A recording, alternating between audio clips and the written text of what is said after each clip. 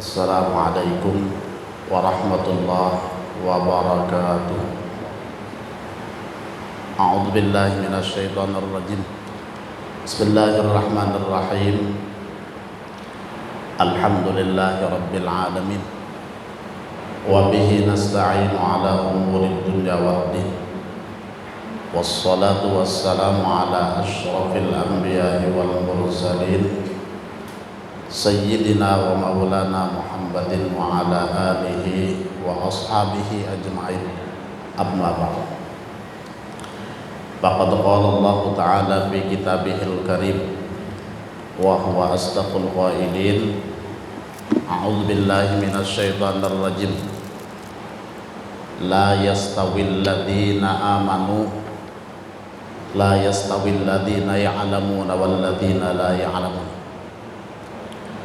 Faqad qala an-nabiy sallallahu alaihi wa alihi wasallam,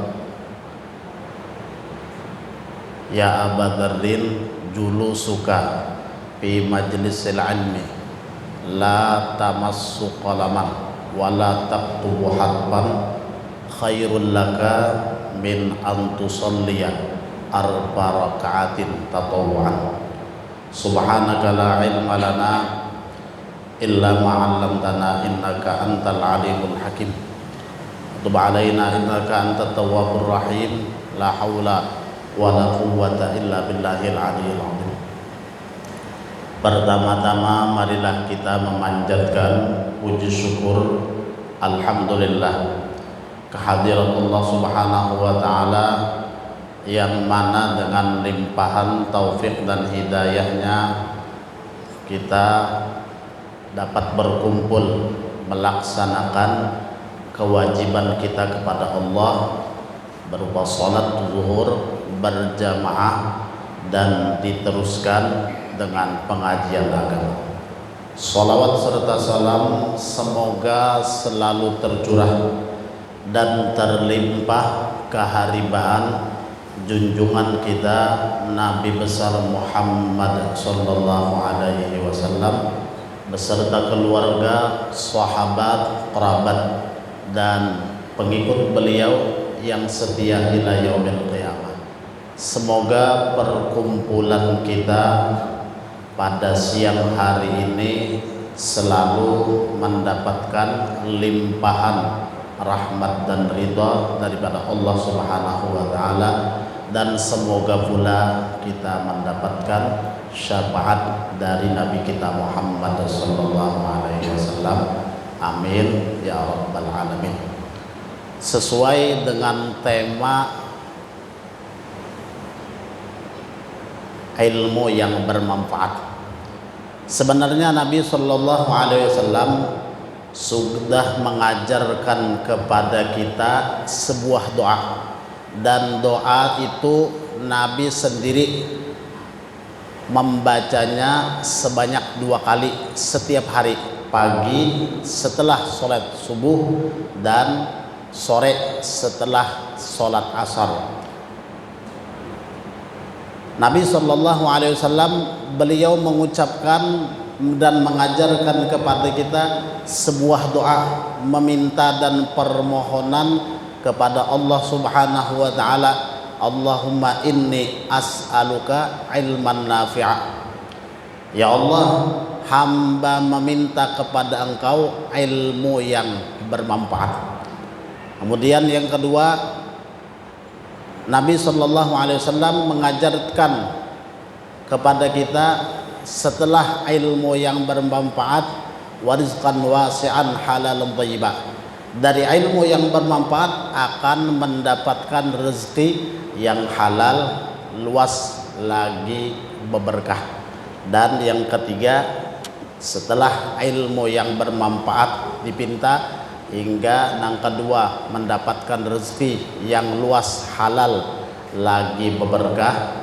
Yang ketiga, Nabi sallallahu alaihi wasallam mengajarkan kepada kita wa amalan salihan mutaqabbala, amal soleh yang diterima oleh Allah Subhanahu wa taala. Ilmu yang bermanfaat adalah ilmu yang yaziduka fil ibadah, Arti ilmu yang bermanfaat adalah ilmu yang menambah-nambah ibadah engkau kepada Allah Subhanahu wa taala. Apabila orang semakin bertambah ilmu tapi semakin kurang ibadahnya, maka berarti ilmu tersebut belum ia dapatkan manfaatnya. Jadi orang yang semakin berilmu semakin bertambah ibadahnya kepada Allah. Ibadah yang bertambah tertentu dari segi takutnya kepada Allah semakin tinggi, menjauhnya daripada segala dosa dan kemaksiatan semakin jauh. Kemudian termasuk daripada arti ilmu yang bermanfaat adalah orang yang mendapatkan ilmu yang bermanfaat semakin menjauh daripada perkara dunia, atau dalam bahasa Arab disebut zuhud. Zuhud dalam masalah dunia. Zuhud dalam bahasa Arab beda dengan juhud dengan bahasa kita. Kalau juhud, nah itu terima terus, apalagi zaman politik nih, harta halal haram terima, yang penting juhud. Nah itu juhud dalam bahasa kita Banjar. Tapi kalau zuhud dalam bahasa Arab sebagaimana yang dikatakan oleh baginda Rasul sallallahu alaihi wasallam di dalam sabdanya, laisa zuhdu bi tahrimil halal wala bi idha'atil mal. Ujar Rasulullah, bukan orang yang dinamakan zuhud itu menghalalkan yang haram. Yang haram ia tidak halalkan. Beda dengan juhud. Kalau juhud itu ada kesempatan juhud, bahkan yang haram pun dihalalkannya. Nah ini juhud dalam bahasa kita Banjar. Tapi zuhud dalam bahasa Arab sebagaimana yang dikatakan oleh Rasul sallallahu alaihi wasallam di dalam sabdanya, laisa zuhdu bi tahrimil halal. Bukan dikatakan zuhud itu ialah mengharamkan atau menghalalkan yang haram. Wala bi idha'atil mal. Dan pula bukan dikatakan orang yang zuhud itu membuang-buang harta. Tapi arti zuhud dalam bahasa Arab adalah meyakini apa yang di sisi Allah daripada apa yang dimilikinya. Nah, jadi meyakini apa yang ada di sisi Allah daripada apa yang ada di tangan atau dimilikinya atau yang ada di dalam kantongnya. Pokoknya secara kesimpulan orang yang bersifat zuhud itu adalah orangnya pemurah, kada engken. Jar bahasa orang Banjar engken, jar bahasa orang Hulu Sungai pamalar. Kalau bahasa Indonesianya pelit, kalau bahasa Jakartanya medit. Pokoknya orang yang zuhud ialah orang yang pemurah dengan hartanya. Siapapun apabila memerlukan bantuan ia bantu, siapapun yang mengharapkan uluran tangannya ia pun akan menolong. Nah inilah arti zuhud menurut hadis Rasul sallallahu alaihi wasallam. Lalu bagaimanakah cara agar kita mendapatkan ilmu yang bermanfaat? Di dalam sebuah hadis yang dimuat oleh seorang ulama dalam kitab Durratun Nasihin, beliau memuat hadis Rasul yang diriwayatkan oleh Abdullah ibnu Abbas radhiyallahu anhuma, baginda Rasul sallallahu alaihi wa alihi wasallam bersabda, man arada ayyahfadhal ilma fa'alaihi ayyulazima khamsata asya. Kata baginda Rasul sallallahu alaihi wasallam, barang siapa yang menghendaki agar ilmu yang dituntutnya mudah untuk mengingat dan mengamalkannya, supaya kita di dalam menuntut ilmu mudah untuk mengingat dan mudah pula untuk mengamalkannya. Yang pertama, sebagaimana cara yang diajarkan oleh baginda Rasul sallallahu alaihi wasallam sesuai tema yang kita sampaikan, ilmu yang bermanfaat supaya mudah mengingat, mudah pula mengamalkannya. Salatul rakaatain, pertama kata baginda Rasul sallallahu alaihi wasallam, salat di tengah malam. Karena salat di tengah malam itu adalah merupakan salat yang secara khusus Allah Subhanahu wa taala memanggil kita para hambanya. Bahkan di dalam hadis baginda Rasul sallallahu alaihi wasallam mengatakan, idza dzahaba sulusul lailil akhir nada mudadin min tahtis sama. Ujar Rasulullah, apabila malam itu tertinggal sepertiga terakhir, maka para malaikat mengumumkan kepada seluruh penghuni bumi. Bahkan di dalam hadis ini baginda Rasul sallallahu alaihi wasallam mengatakan seluruh penghuni bumi, ketika para malaikat mengumumkan akan beberapa perkara tersebut, seluruh penghuni bumi mendengar dan mereka melihat malaikat itu turun. Cuma sayang, ujar Rasulullah, nang kada mendengar lawan kada melihat tengah malam itu malaikat mengumumkan apa yang Allah perintahkan hanyalah jin dan manusia. Jin dan manusia kada melihat lawan kada mendengar. Tapi kalau binatang mendengar dan melihat. Buktinya bila di tengah malam itu kita mendengar ayam berkongkok. Nah, jadi bila ayam itu berkokok, isyaratnya pernah dimaknakan oleh baginda Rasul ketika beliau bertanya kepada malaikat Jibril alaihissalam, apa maksud bunyi kongkok ayam? Jadi maksudnya adalah, ya ayyuhal ghafirun uzkurullah, hai orang-orang yang lupa, lengah daripada mengingat Allah, bangunlah beribadah. Jadi ketika ayam berkongkok di tengah malam, itu isyarat mengingatkan kepada manusia agar ingat kepada Allah, agar bangun beribadah kepada Allah Subhanahu wa taala. Bahkan di tengah malam pun kita bisa mendengar kucing mengeong. Jadi jangan dikira bila kucing mengeong di tengah malam cari bini aja kucing ini jangan. Ada sebenarnya itu isyarat apa yang pernah disabdakan Rasul sallallahu alaihi wasallam, apabila tengah malam masing-masing binatang itu membuka suara. Anjing menggonggong isyaratnya meminta, kucing mengeong isyaratnya berdoa, ayam berkongkong isyaratnya mengingatkan kepada manusia agar beribadah. Manusia bang, suara apa? Suara karuh. Semakin tengah malam semakin keras suara mengaruhnya. Nah, inilah sangat disayangkan manusia, ujar Rasulullah, karena mereka tidak mendengar dan melihat para malaikat turun serta menyampaikan apa-apa yang diperintahkan Allah, hingga mereka semakin nyenyak tidurnya. Padahal cukup hadis Rasulullah inilah sebagai keyakinan untuk kita beribadah di tengah malam. Bahkan di tengah malam itu malaikat mengumumkan, hal min da'in, adakah orang yang meminta, fa'astajibalah, pasti ada insyaallah lagi, pasti Allah perkenankan permintaannya, pasti Allah beri apa yang dimintanya. Bilanya berdoa, pasti Allah memperkenankan doa dan permohonannya. Hal min da'in fa'astajibalah. Yang kedua, malaikat mengumumkan, wahal min sa'ilin, adakah orang yang meminta, fa'u'tiyalah, pasti Allah beri permintaannya.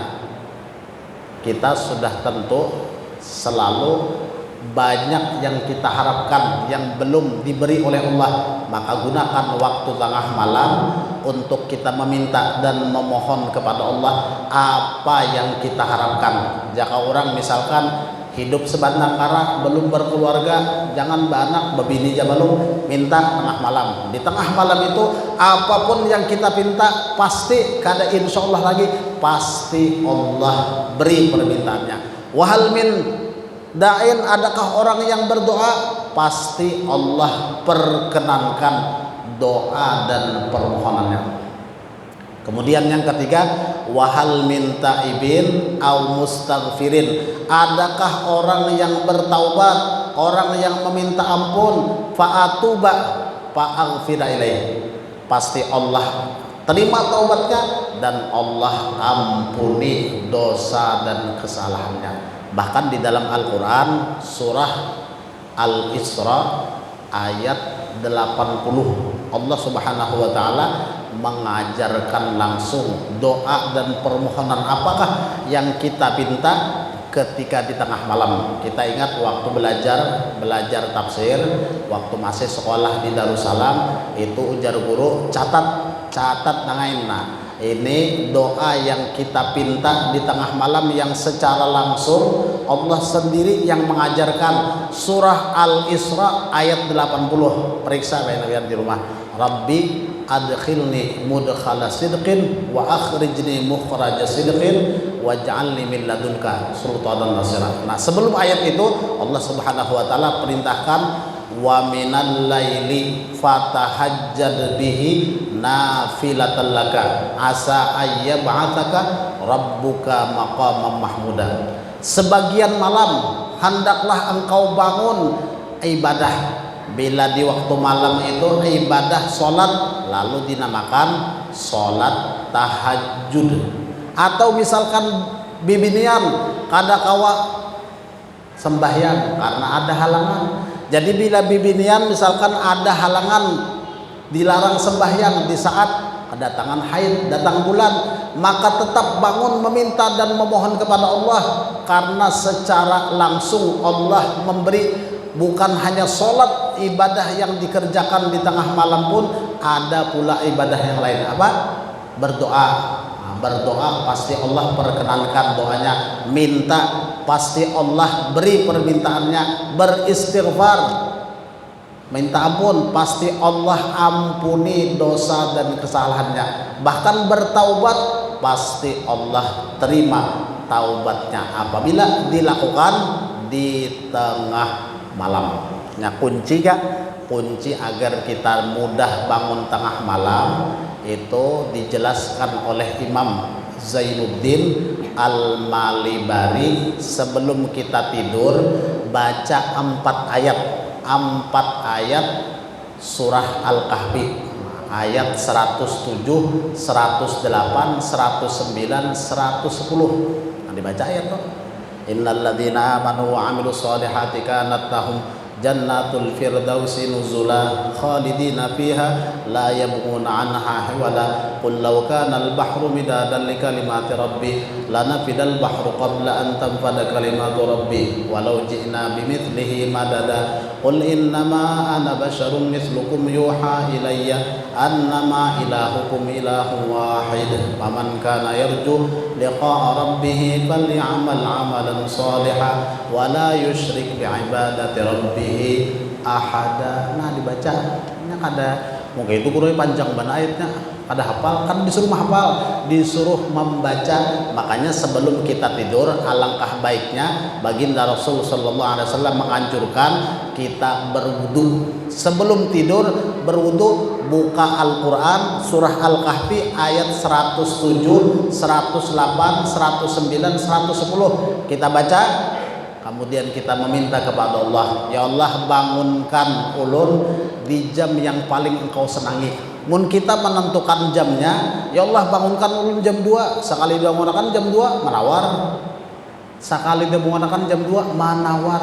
Nah, berarti kada sesuai dengan permintaannya. Jadi Rasulullah mengajarkan kepada kita di tengah malam itu kita minta bangunkan di jam yang paling Allah senangi. Allahumma ayqidni fi ahabbis sa'ati ilaik. Ya Allah bangunkan hamba di jam yang paling engkau senangi, di jam yang paling engkau cintai. Kada mungkin Allah membangunkan jam 6, karena jam 6 itu jangan sembahyang tahajud subuh aja melandau, ada tahajud lagi yang artinya tahajud.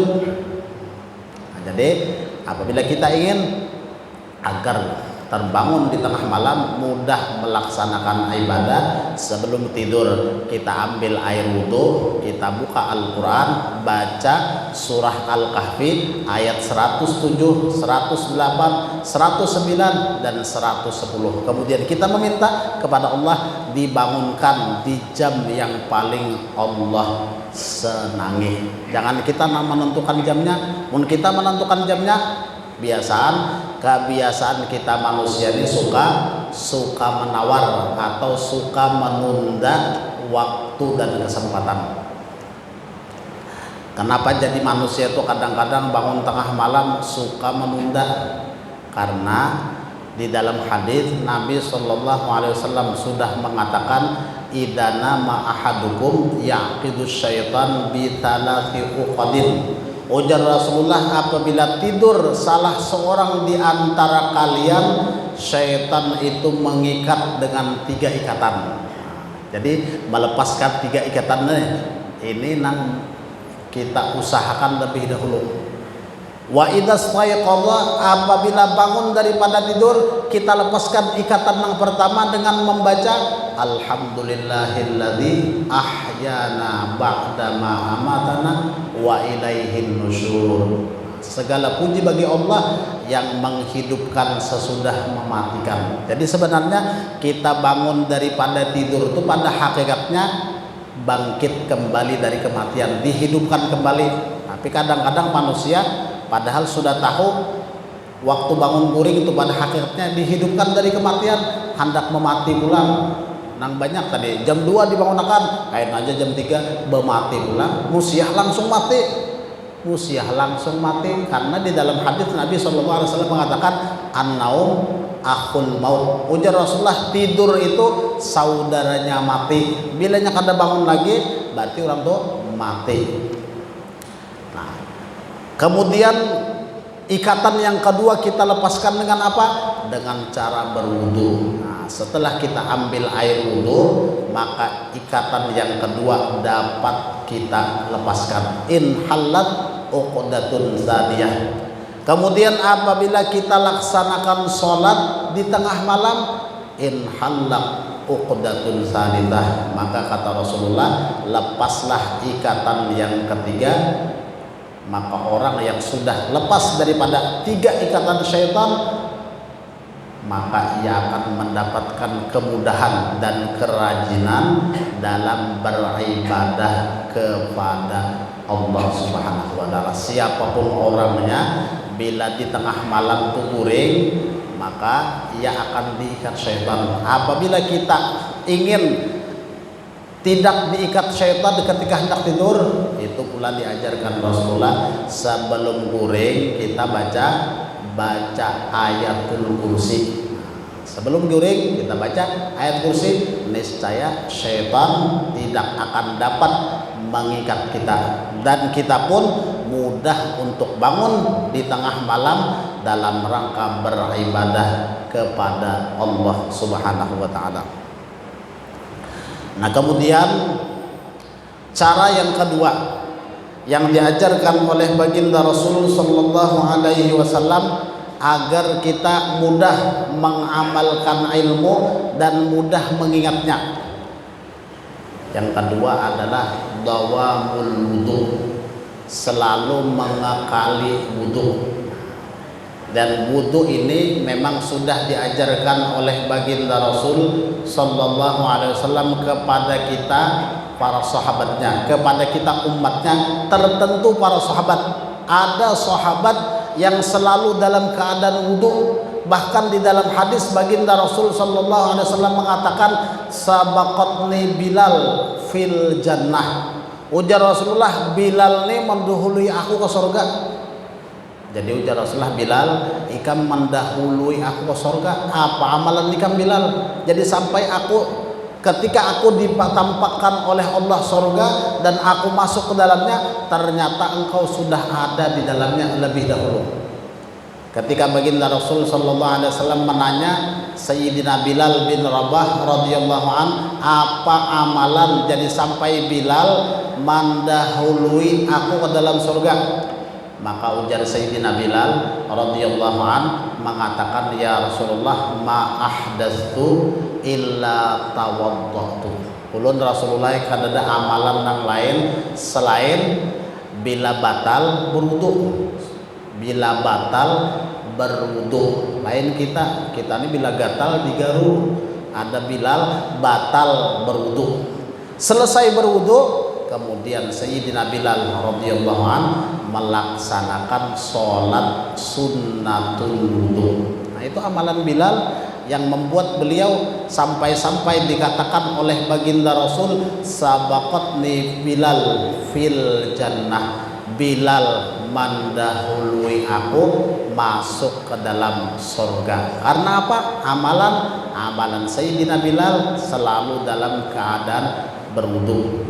Bahkan di dalam hadis yang dimuat oleh Syekh Nawawi Al-Bantani dalam kitabnya Maraqil Ubudiyah yang menerangkan kemuliaan wudu untuk kita mudah dalam mengingat dan mengamalkan ilmu adalah mudawamah, terus menerus dalam keadaan berwudu. Hadis Rasul yang dimuat oleh Syekh Nawawi Al-Bantani dalam kitab Maraqil Ubudiyah, baginda Rasul sallallahu alaihi wasallam bersabda, dum 'ala taharah yuwassa 'alaika rizqu. Ujar Rasulullah, berkekalan kalian dalam keadaan wudu, pasti Allah akan meluaskan rezeki. Siapapun orangnya, apabila ia selalu dalam keadaan berwudu, pasti Allah akan meluaskan rezeki. Jangan kita anggap rezeki itu hanya berupa uang. Kadang orang mengira bila dalam sehari kada bertambah duit, seakan-akan kada berezeki. Padahal rezeki yang paling mulia itu adalah orang yang ditolongi oleh Allah untuk dapat menuntut ilmu, orang yang diberikan pertolongan oleh Allah untuk dapat beribadah. Itu hakikat rezeki yang Allah berikan kepada kita hambanya. Cuma karena banyak penilaian manusia itu, ngaran manusia awam, pokoknya bila sehari ini kada bertambah duit, seakan-akan kada berezeki. Padahal duit itu kada dibawa mati, harta pun kada dibawa mati. Tapi kalau ilmu dan ibadah itu dibawa mati. Bahkan secara khusus baginda Rasul sallallahu alaihi wasallam mengatakan di dalam sabdanya, ujar Rasulullah, asyaddun nasinat hasratan wa nadamatan yaumal qiyamah man yumkinhu talabul ilmi falam yatlubhu.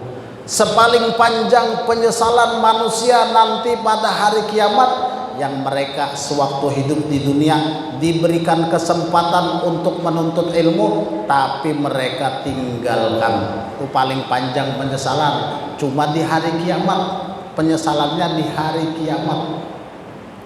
Paling panjang penyesalan manusia di hari kiamat, yang waktu ia hidup di dunia diberikan Allah kesempatan untuk menuntut ilmu, tapi kesempatan waktu dan kesempatan itu tidak digunakannya. Bahkan ada hadis yang dimuat oleh Imam Abu Lais As-Samarqandi rahimahullahu taala, orang mati, orang yang sudah mati, seringkali setiap hari mereka meminta kepada Allah agar dihidupkan kembali. Apabila mereka dihidupkan kembali, yang mereka pilih kehidupan yang berikutnya, jikalau Allah beri, pasti mereka hendak nuntut ilmu. Dan itu doa yang Allah abadikan di dalam Al-Quran surah Al-Mu'minun, Rabbirji'uni la'alli a'malu salihan fima taraktu. Bahkan ada di dalam surah Alif Lam Mim Sajadah, Rabbana absorna wa sami'na farji'na na'mal salihan inna muqinun. Nah, itu doa orang yang sudah mati. Kenapa jadi Allah terangkan ayat ini? Karena setiap hari malaikat itu turun ke pekuburan. Bila malaikat turun ke pekuburan, roh-roh orang yang mati itu keluaran. Ditanya oleh para malaikat, ujar malaikat, apa yang kalian harapkan dan apa pula yang kalian sesali? mereka mengharapkan agar Allah kembali menghidupkan.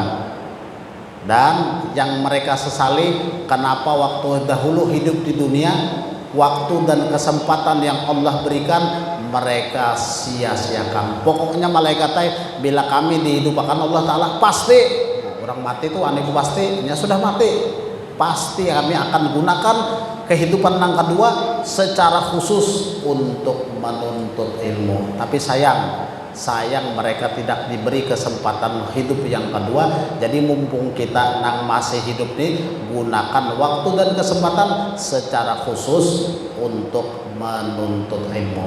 Kemudian yang terakhir, apabila kita menghendaki agar di dalam menuntut ilmu itu mudah mengingat dan mudah pula mengamalkan, biasakan menggunakan siwak.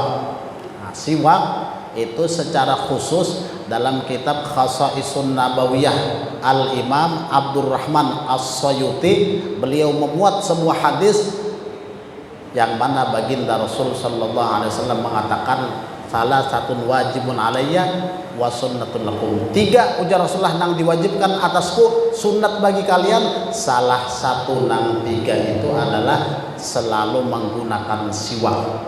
Siwak itu secara khusus Allah wajibkan kepada Nabi kita sallallahu alaihi wasallam. Padahal siwak itu mudah aja. Apa nang beratnya? Di dalam hadis Nabi sallallahu alaihi wasallam mengatakan, laula an asyqa ala ummati la amartuhum bisiwak inda kulli salatin wa fi riwayatin inda kulli wuduin. Ujar Rasulullah, jikalau tidak memberatkan umatku, bersiwak itu kewajiban. Pertama, setiap kali hendak sembahyang. Nang kedua, setiap kali hendak berwudu. Nah, kira-kira nang beratnya apa? Jadi kita tuh kada tapi rancak menggunakan siwak. Tapi di dalam hadis Nabi mengatakan, laula an asyqa ala ummati la amartuhum bisiwak.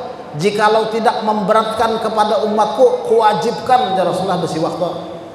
Kira-kira kalau siwaknya ringannya, harganya murahnya, menggunakannya nyamannya, nang beratnya apa? Kita kada terbiasa.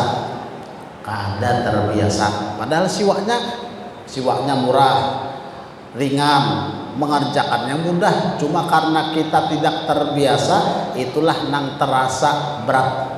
Namun sudah terbiasa, setiap sesuatu nang berat itu akan berubah menjadi lezat. Setiap sesuatu nang susah akan berubah menjadi mudah apabila kita terbiasa menggunakan alat siwak dengan niat mengikut Rasul sallallahu alaihi wasallam. Bahkan manfaat siwak itu disebutkan oleh ulama di dalam kitab Baijuri, hampir ada 70 manfaat orang yang menggunakan alat siwak. Pertama diantaranya adalah mengikut sunnah Rasul sallallahu alaihi wasallam. Bahkan orang yang sholat bis dengan siwak itu mengimbangi 70 rakaat tanpa siwak. Bila kita sholat pakai siwak, melebihi daripada sholat orang yang tidak pakai siwak 70 rakaat. Nah, 3 perkara inilah yang diajarkan oleh baginda Rasul sallallahu alaihi wasallam. Apabila kita ingin di dalam menuntut ilmu mudah untuk mengingat dan mudah untuk mengamalkan, pertama ibadah malam jangan kita tinggalkan. Tertentu laki-laki sholat di tengah malam, apapun yang kita pinta pasti Allah beri, apa yang kita panjatkan pasti Allah perkenankan. Dan yang kedua, mudawamatul wudu, selalu dalam keadaan berwudu. Bila orang selalu dalam keadaan berwudu, sulit syaitan untuk menggoda dan mengganggunya. Dan yang ketiga, siwak yang diajarkan Rasul sallallahu alaihi wasallam kepada kita umatnya. Apabila orang selalu menggunakan alat siwak, maka akan diberikan kecerdasan di dalam memahami ilmu dan pula akan diberikan kekuatan ingat di dalam menuntut ilmu. Nah, semoga apa yang kita sampaikan dapat kita ambil hikmah, manfaat, pelajaran, dan dapat pula kita terapkan dan kita amalkan di dalam kehidupan kita sehari-hari dengan ikhlas serta istiqamah. Amin ya rabbal alamin. Hadhihi niyah kulli man nabi sallallahu alaihi wa ila hadratin nabi sallallahu alaihi wasallam. Al-Fatihah.